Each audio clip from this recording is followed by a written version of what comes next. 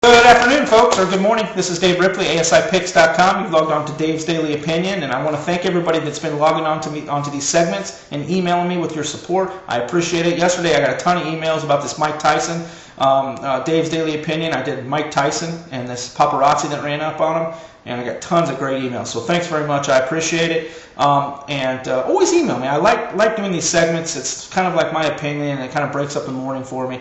So the morning gets kind of monotonous. I'm in here at 6 o'clock in the morning sometimes, and it gets a little monotonous. And I love doing these Dave's Daily Opinions. I'm a huge sports fan, so I like to kind of give my input for what's going on in the sports world. Today, I want to talk about this college football epidemic that we have of student athletes, college football players in general, getting arrested. 3 days ago, it stems from the University of Tennessee. The 3 student athletes, the 2 freshmen, 1 senior, got arrested for armed robbery. Attempted armed robbery, whatever that is, attempted armed robbery. The media kind of blew it out of proportion, said, oh, he had a shotgun, and went in with a mask and a shotgun, and that's not the case. I guess they found a BB gun in this kid's car, and they're still charging him with 3 kids with attempted armed robbery. But the problem is these kids don't use their damn heads, and let me tell you what that stems from, okay?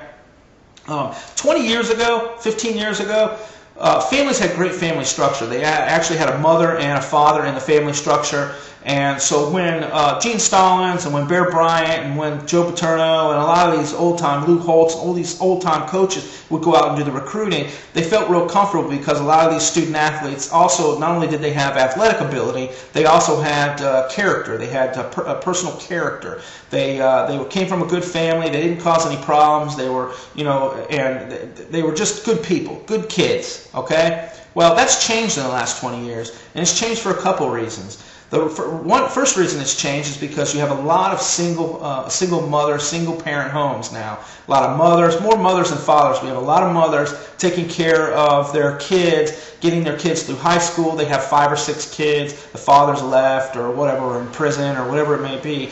But they have 5 or 6 kids, and they're trying to get their kids through high school. And some of these kids are tremendous athletes, and they get recruited by colleges. And what happens is when an Urban Meyer or a Saban or a Les Miles or any other coach comes and sits in the living room, what they do is basically they're there because of one reason, not the student's character, not this person, not this young man's character. They're there because of the physical and athletic prowess. That's the only reason.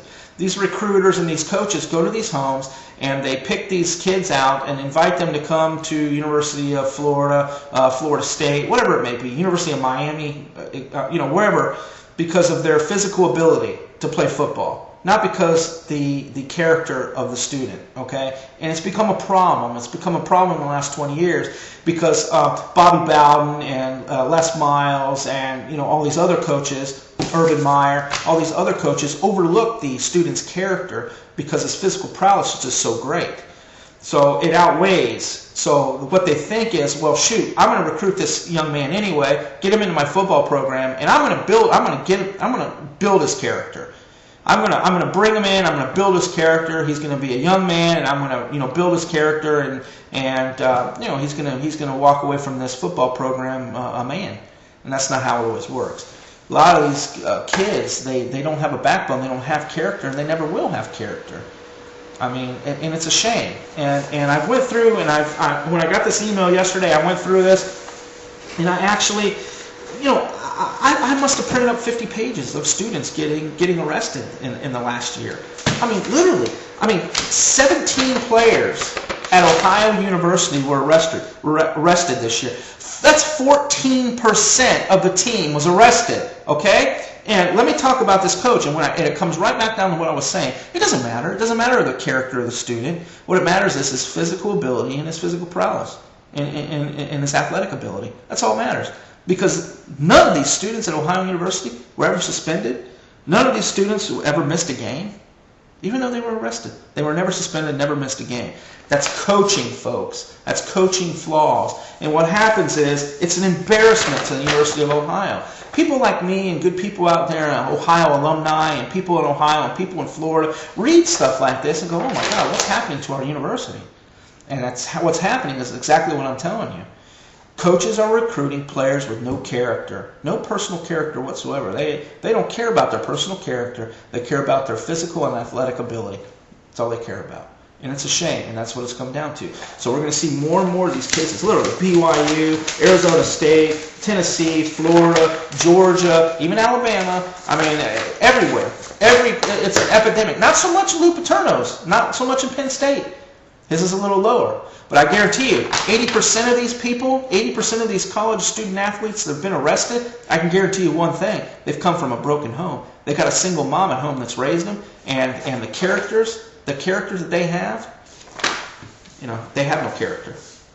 And it goes on in the NFL. Some are super athletes. They go to college, they become great, and they go into the NFL and they're still thugs. They're still morons. They still have no character. They're still getting in trouble in the NFL. And it's a shame. It's a shame.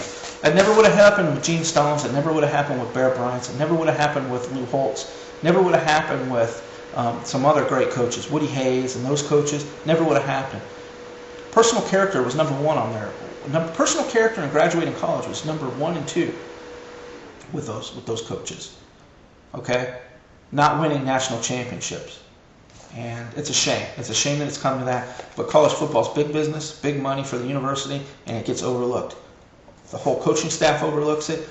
The whole athletic department overlooks it, and the University of College overlooks it. What they don't realize is it's a bad name for the university. When you see students arrested on campus for attempted armed robbery, what do you think people think about that school? It's a shame, man. It's an embarrassment to the alumni, and it's an embarrassment to fans, and it's an embarrassment to that college. Period. It's an embarrassment. So, coaches, get it together, man. It's a shame. It's an absolute shame. It's an epidemic, and it's getting worse. It's getting worse and worse and worse and worse. This Nebraska player.